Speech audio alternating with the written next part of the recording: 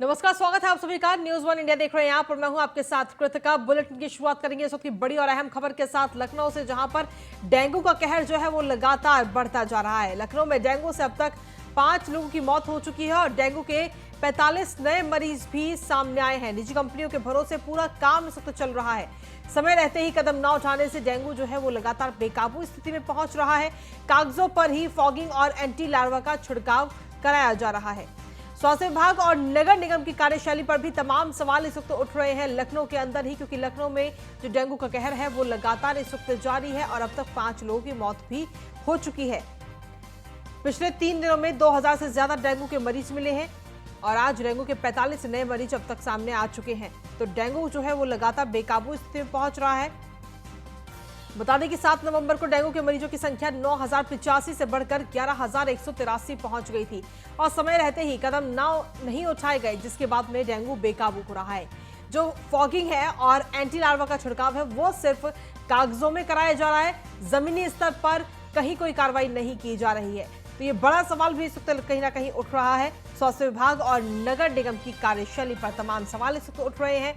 निजी कंपनियों के भरोसे ही सारा काम चल रहा है, तो आखिर ऐसे कैसे राजधानी लखनऊ में डेंगू के कहर पर रोक लग पाएगी, ये बड़ा सवाल इस वक्त उठ रहा है। पिछले 3 दिनों में 2000 से ज्यादा डेंगू के मरीज मिल चुके हैं। 7 नवंबर को डेंगू के मरीजों की संख्या 9085 थी, जो अब बढ़कर 11183 पहुंच गई है।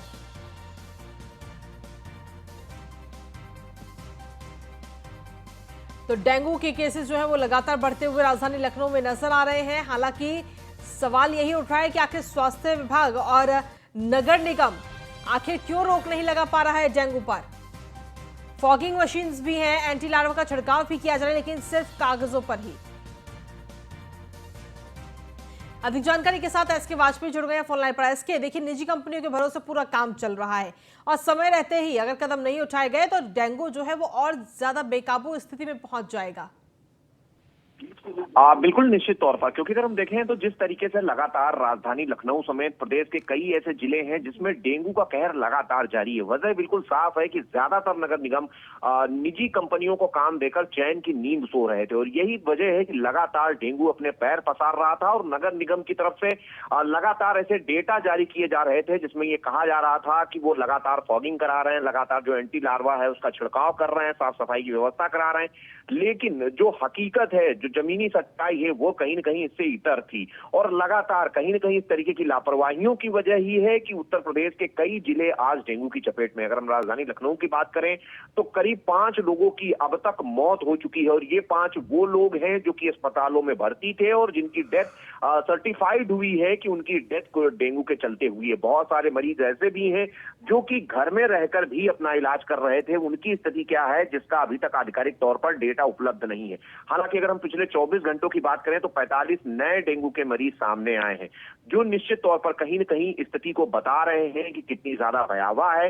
शायद अगर नगर निगम की तरफ से समय रहते इस तरीके के कदम उठाए जाते, क्योंकि ये जो मौसम है, खासतौर पर अगर हम सितंबर और अक्टूबर महीने की बात करें तो लगातार इस तरीके के मौसम में डेंगू, मलेरिया, साथ ही साथ चिकनगुनिया जैसे मरीज लगातार बढ़ते हैं और ये लगभग हर साल होता है। लेकिन अगर इस पर समय रहते सही कदम उठाए जाते तो संभवतः स्थिति इतनी ज्यादा भयावह नहीं होती जितनी की आज पहुंच चुकी है, जो निश्चित तौर पर कहीं न कहीं दिखाता है कि किस तरीके से नगर निगमों की तरफ से निजी कंपनियों के भरोसे सारा काम छोड़कर चैन की बंसी बजाई जा रही थी। और यही एक वजह है कि जब अब लगातार न्यूज़ वन इंडिया खबरें चला रहा है, लगातार सरकार पर से दबाव नगर निगमों पर पड़ रहा है, तब कहीं न कहीं इस तरीके की फॉगिंग और बाकी चीजें नगर निगम की तरफ से एडिशनल तौर पर उठाई जा रही हैं। और यही एक वजह है कि डेंगू काफी ज्यादा फैल चुका है और अब नगर निगम कोशिश कर रहा है, लेकिन नगर निगम के जो प्रयास हैं वो भी नाकाफी दिखाई दे रहे हैं। जी चलिए, शुक्रिया इसके तमाम जानकारी और अपडेट्स देने के लिए।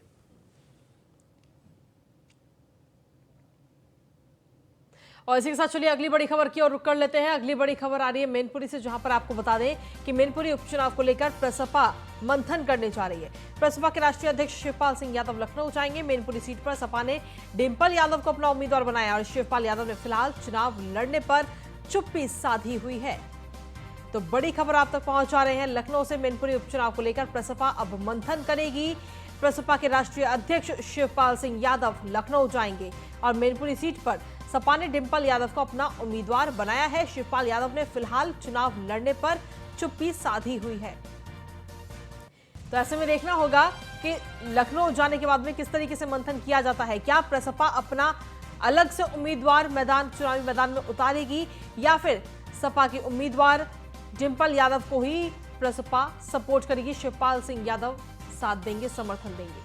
तो ये वाकई देखने वाली बात होगी। फिलहाल तो मंथन किया जाएगा। मैनपुरी उपचुनाव को लेकर प्रसपा मंथन करेगी और प्रसपा के राष्ट्रीय अध्यक्ष शिवपाल सिंह यादव लखनऊ जाएंगे। आपको बता दें कि मैनपुरी सीट पर समाजवादी पार्टी ने डिंपल यादव को अपना उम्मीदवार बनाया है और शिवपाल यादव ने फिलहाल चुनाव लड़ने पर चुप्पी साधी हुई है। अब अगली चुनौती है मैनपुरी की कि आखिर मैनपुरी में क्या डिंपल यादव मुलायम सिंह यादव की जो विरासत है उसे संभाल पाएंगी, क्योंकि इससे पहले अगर देखा जाए तो डिंपल यादव ने 4 लोकसभा के चुनाव लड़े, जिनमें से 2 में जीत मिली और 2 में हार मिली। तो अब मैनपुरी की जो सीट है, मैनपुरी की जो विरासत है, उसे क्या डिंपल यादव बचा पाएंगी, ये तो खैर वहां की जनता ही तय करेगी।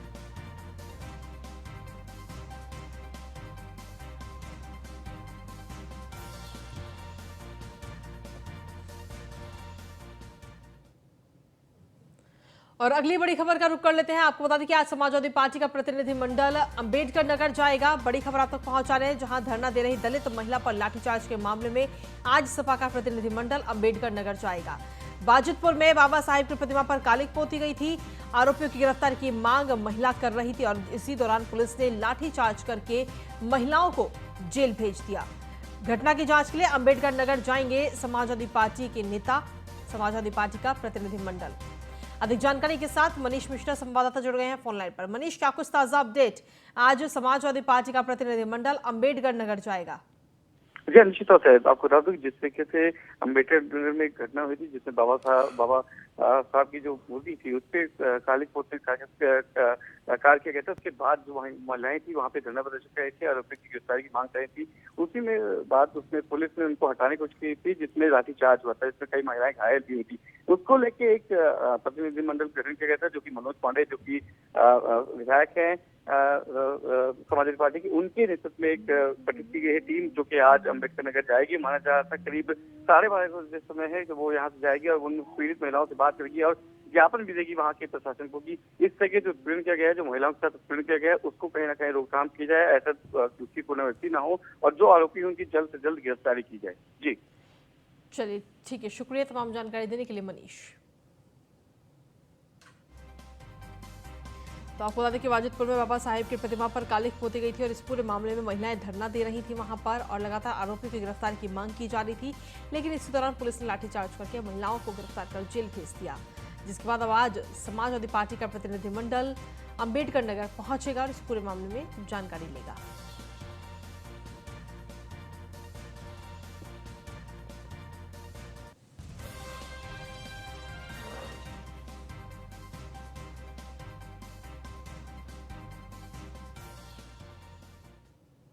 एक और तो यूपी की योगी सरकार लगातार सड़कों के मरम्मत का कार्य करवा रही है, लेकिन वहीं दूसरी ओर जो अधिकारी हैं वो अपना अलग ही खेल चला रहे हैं। मरम्मत और निर्माण के नाम पर लाखों करोड़ रुपए खर्च कर रही है। वहीं दूसरी ओर पीडब्ल्यूडी विभाग और प्रशासन सरकारी मानकों की धज्जियां उड़ाने में जुटे हैं। ताजा मामला रायबरेली के सरेनी थाना क्षेत्र का है, जहां सड़क के मरम्मत कार्य में सरकारी मानकों की अनदेखी कर पीडब्ल्यूडी विभाग जमकर अपनी मनमानी कर रहा है। ग्रामीणों की माने तो सड़कों की मरम्मत ठीक से नहीं की गई, जिसके कारण सड़क कहीं से ऊंची तो कहीं से नीची है, जिससे बारिश के दिनों में जलभराव की समस्या पैदा हो सकती है।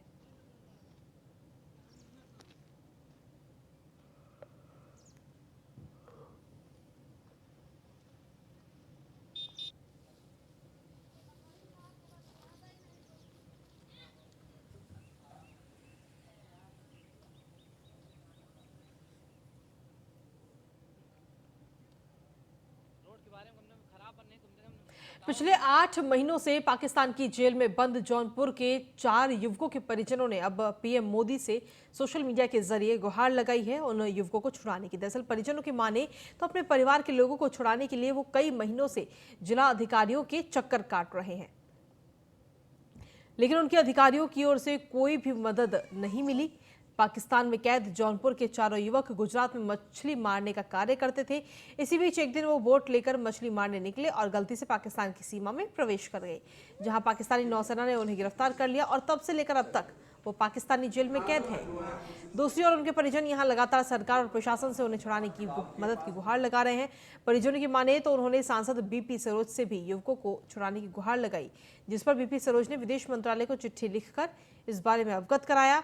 परिजनों का कहना है कि विदेश ने फोन पर बात कर पाकिस्तान में कैद युवकों को जल्द छुड़ाने का आश्वासन दिया है। हालांकि युवकों के परिजनों को अब केवल पीएम मोदी से ही उम्मीदें हैं। 8 फरवरी के। 8 फरवरी। हाँ। लगभग 8 महीने हो गए, अभी तक कोई सुनवाई नहीं हुई। नहीं साहब, कौन सुनाई नहीं हुआ था। कैसे पकड़े गए वहाँ पर? 20 किलोमीटर रहे खदेर के नेवी वाले पकड़े। किस कारण से? मछली अपन कमाई खाए गए रहे, बाल बच्चा भी दे कमाई खाए गए रहे, पकड़ ले हैं। कहाँ गए थे? गुजरात। गुजरात से? हाँ, गुजरात से। तो आरोप ये लगा कि पाकिस्तान बॉर्डर क्रॉस कर गए थे वो। अरे अपन बॉर्डर पर रहे, अपने बॉर्डर खदेर के पकड़े। अच्छा। 9 महीना लागता है साहब। 9 महीने? 9 महीना हो गया। किस कारण से? वही रोजी रोटी के लिए गए, मछली मारे, बस वही पकड़ ले हैं, पकड़ के बंद कर दिए हैं। कहाँ पकड़े हैं? पाकिस्तान में पकड़ के। पाकिस्तान में? पाकिस्तान वाले पकड़े हैं। तो इसकी आपने कहीं से सुनवाई की? किसी भी सांसद विधायक एसडीएम किसी के गए? हाँ, सांसद विधायक लगे गए, साहब सीमा विधायक लगे गए, संजय निषाद के पास गए और सांसद के लगे गए। और अधिक जानकारी के साथ हमारे संवाददाता देवेंद्र खरे जुड़ गए हैं फोन लाइन पर। देवेंद्र, क्या कुछ ताजा अपडेट इस पूरे मामले को लेकर? 8 महीनों से ये चारों युवक पाकिस्तान की जेल में बंद हैं और जो परिजन है वो लगातार मदद की गुहार लगा रहे हैं। जी, आपको बता दें कि ये जो मछुआरे हैं गुजरात में अपनी रोजी रोटी के लिए गुजरात गए थे, वहाँ से किसी कारण से वो पाकिस्तान बॉर्डर पहुँच गए, लेकिन 8 महीने से पाकिस्तान के जेल में बंद हैं। आज बीपी सरोज सांसद मछली शहर के यहाँ गुहार लगाई है, हर जगह से गुहार लगाते हुए हार गए हैं, लेकिन अभी तक इनको कहीं न्याय नहीं मिला, न इनके पति को कहीं से हो रहा है। लेकिन आज बीपी सरोज ने विदेश मंत्री से फोन पे बात किया और मंत्रालय को चिट्ठी लिखी कि जल्द से जल्द इन 8 लोग 8 मछुआरे हैं उनको जल्द वतन वापसी की जाए। जी चलिए, शुक्रिया तमाम जानकारी देने के लिए देवेंद्र। तो आपको बता दें कि गुजरात में मछली पकड़ने का कार्य ये युवक करते थे और इसी दौरान वो गलती से पाकिस्तान की सीमा में प्रवेश करके जहां पर पाकिस्तान की नौसेना ने उन्हें गिरफ्तार कर लिया और उन्हें बंदी बना लिया है।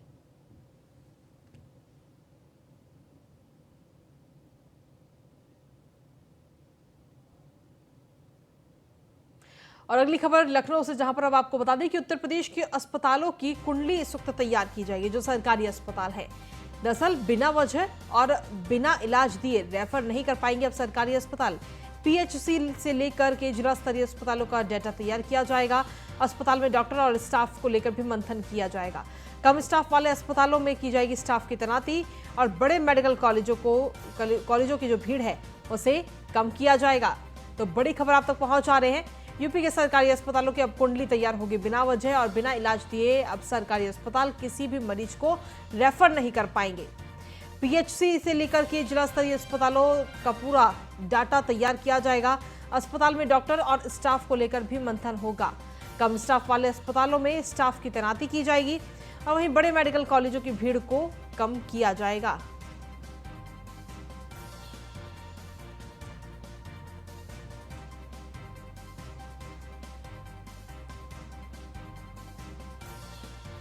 तो आपको बता दें कि पीएचसी से लेकर जिला स्तरीय अस्पतालों का पूरा डाटा तैयार किया जाएगा। जिस तरीके से सरकारी अस्पताल जो मनमानी करते हैं और बिना वजह बिना इलाज दिए ही मरीजों को रेफर कर देते हैं, अब उनकी वो मनमानी नहीं चलेगी। अधिक जानकारी के साथ एसके वाजपेयी जुड़ गए हैं। एसके, देखिए, सरकारी अस्पतालों की जो मनमानी अभी तक चल रही थी, अब कहीं ना कहीं वो मनमानी नहीं चल पाएगी, क्योंकि अब इनको जवाब भी देना होगा। पूरा डाटा तैयार किया जाएगा कि बिना वजह और बिना इलाज दिए किसी भी मरीज को किसी दूसरे अस्पताल में रेफर ना किया जाए। एसके, बिल्कुल निश्चित तौर पर अगर हम देखें तो उत्तर प्रदेश स्वास्थ्य विभाग की तरफ से एक महत्वपूर्ण निर्देश उत्तर प्रदेश के सभी अस्पतालों को जारी किया गया है जिसमें सभी पीएचसी शामिल हैं, सभी सीएचसी शामिल हैं, साथ ही साथ सभी जिला अस्पताल भी इसमें शामिल होंगे।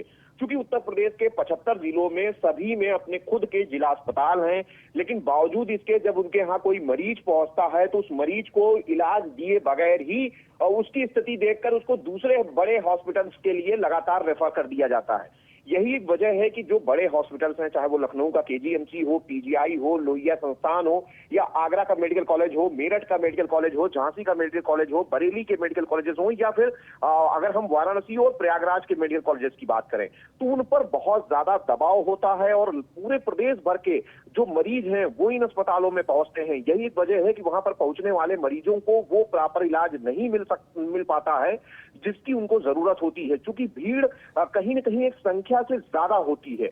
यही एक वजह है कि अब उत्तर प्रदेश स्वास्थ्य विभाग की तरफ से एक महत्वपूर्ण निर्देश किया गया है कि कोई भी हॉस्पिटल मरीज का बिना इलाज किए उसको केवल रेफर नहीं कर सकेगा। साथ ही साथ उनको यह भी बताना होगा कि उन्होंने अपने अस्पताल में पिछले 1 महीने में क्या किया है, मतलब कितने मरीज ओपीडी में आए जिनको इलाज दिया गया, कितने ऐसी महिलाएं हैं जिनकी डिलीवरी उस अस्पताल में कराई गई, उसके साथ ही साथ कितने ऐसे मरीज थे जिनको भर्ती किया गया, किन कारणों से भर्ती किया गया, उनको ट्रीटमेंट क्या दिया गया, उनके यहाँ कितने एक्सरे, कितने अल्ट्रासाउंड हुए, कितने नॉर्मल मरीज वहां पर पहुंचे जिनको जो प्राथमिक उपचार है वो दिया गया। इन बहुत सारी चीजों का डेटा हर महीने इन अस्पतालों को देना होगा, ताकि अब यह पता चल सकेगा कि आखिर इन अस्पतालों में रेफर ही किया जाता है या फिर मरीजों को इलाज भी दिया जाता है, और अगर इलाज दिया जा रहा है तो कितने ऐसे मरीज हैं जो कि उनके इलाज से लाभान्वित हो रहे हैं। तो सीधे तौर पर हम कहें कि अब अस्पतालों की जिम्मेदारी उत्तर प्रदेश स्वास्थ्य विभाग तय करने जा रहा है, जिसमें अब कोई भी अपने अस्पताल से मरीजों को केवल रेफर नहीं कर सकेंगे, बल्कि उसका वाजिब कारण बताना होगा कि क्यों आप रेफर कर रहे हैं और अपने अस्पताल में किसी मरीज का इलाज क्यों नहीं कर रहे हैं, आखिर क्या वजह है, कौन सी ऐसी मशीनें हैं या कौन सी ऐसी दवाइयां हैं जो आपके पास उपलब्ध नहीं थी जिस वजह से उसको आपको आगे के अस्पताल में रेफर करना पड़ा। तो निश्चित तौर पर एक कोशिश है कि जो बड़े अस्पताल हैं उनकी भीड़ को कम किया जाए और मरीजों को उनके घर के पास के ही अस्पताल में, उनके जिले के ही अस्पताल में बेहतर इलाज दिया जाए। अगर किसी अस्पताल में कोई डॉक्टर्स या पैरामेडिकल स्टाफ की कमी होती है तो यह भी अस्पताल बताएंगे, उसकी कमी को भी उत्तर प्रदेश स्वास्थ्य विभाग की तरफ से दूर किया जाएगा। तो निश्चित तौर पर एक महत्वपूर्ण निर्णय उत्तर प्रदेश स्वास्थ्य विभाग ने प्रदेश की स्वास्थ्य सेवाओं को बेहतर करने के लिए लिया है। चलिए, शुक्रिया इसके तमाम जानकारी और अपडेट्स देने के लिए। तो आपको बता दें कि अब अस्पतालों का पूरा डाटा तैयार किया जाएगा। अस्पताल में डॉक्टर और स्टाफ को लेकर भी मंथन किया जाएगा। जिन अस्पतालों में डॉक्टर और स्टाफ की कमी है वहां पर स्टाफ की तैनाती की जाएगी, और जिन अस्पतालों में स्टाफ और डॉक्टर्स ज़्यादा हैं वहां से उनको हटाया जाएगा। तो यूपी के सरकारी अस्पतालों की तैयारी होगी कुंडली।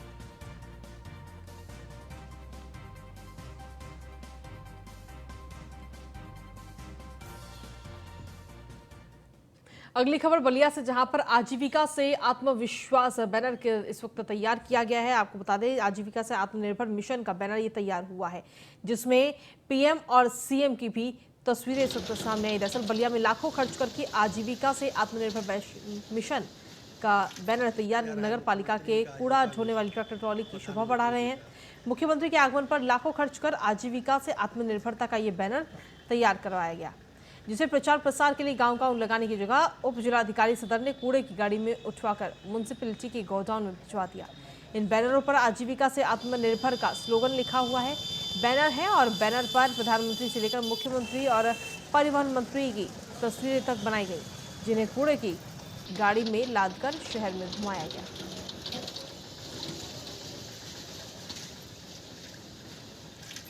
जा रहा है मुख्यमंत्री जी का आजीविका मिशन।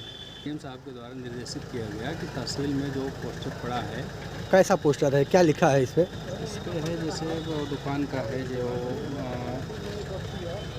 आजीविका की तरफ से आजीविका के क्या लिखा है इस पर, थोड़ा पढ़िए इसको, क्या लिखा है और किसकी तस्वीरें हैं? आजीविका से आत्मनिर्भरता की तरफ जी, किसकी पोस्टर लगी है सर इस पे? इसमें माननीय मुख्यमंत्री जी हैं, माननीय प्रधानमंत्री जी हैं, माननीय मंत्री हैं जी।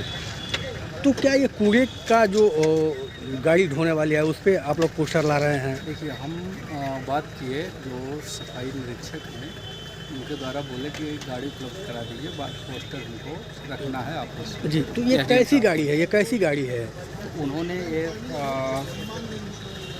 नगर पालिका की जो कूड़ा उठाने वाली गाड़ी है वो भेज दी है।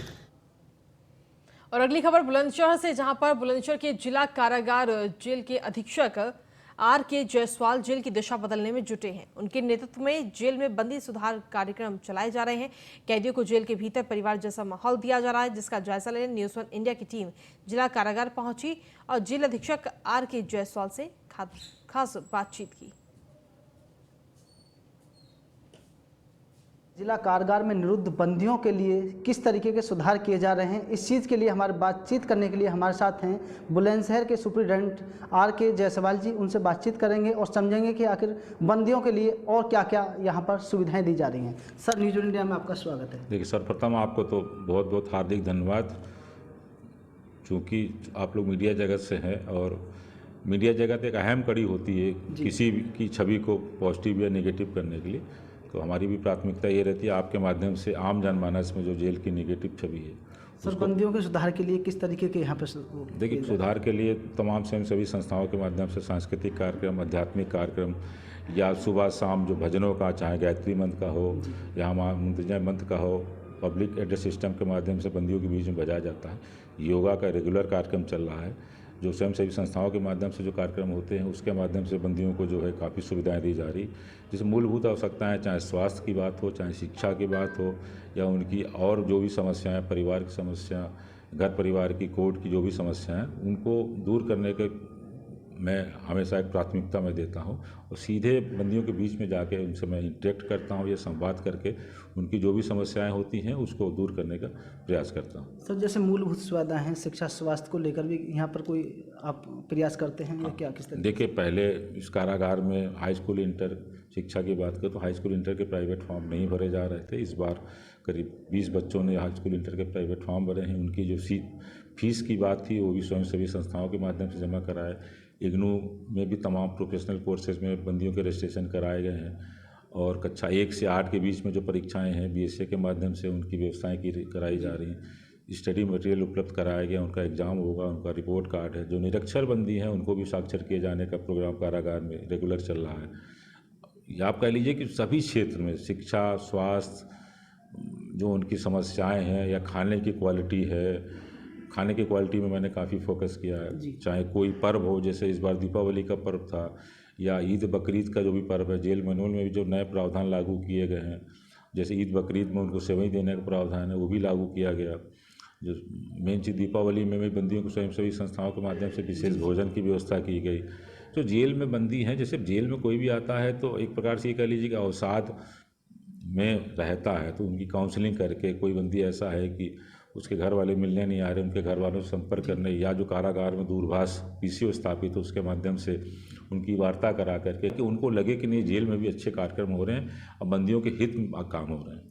तो बिल्कुल देखिए थे हमारे साथ में सुप्रिटेंडेंट आर.के. जायसवाल जी, जिनका साफ तौर पर कहना है कि जो जेल में भी जो शिक्षा को लेकर वो बेहद संजीदा हैं। साथ ही साथ आम जनमानस की जो जेल के प्रति सोच है उसको बदलने के लिए भी उनके द्वारा काफ़ी प्रयास किए जा रहे हैं। बुलंदशहर से न्यूज़ 1 इंडिया के लिए परविंदर लोधी, बुलंदशहर।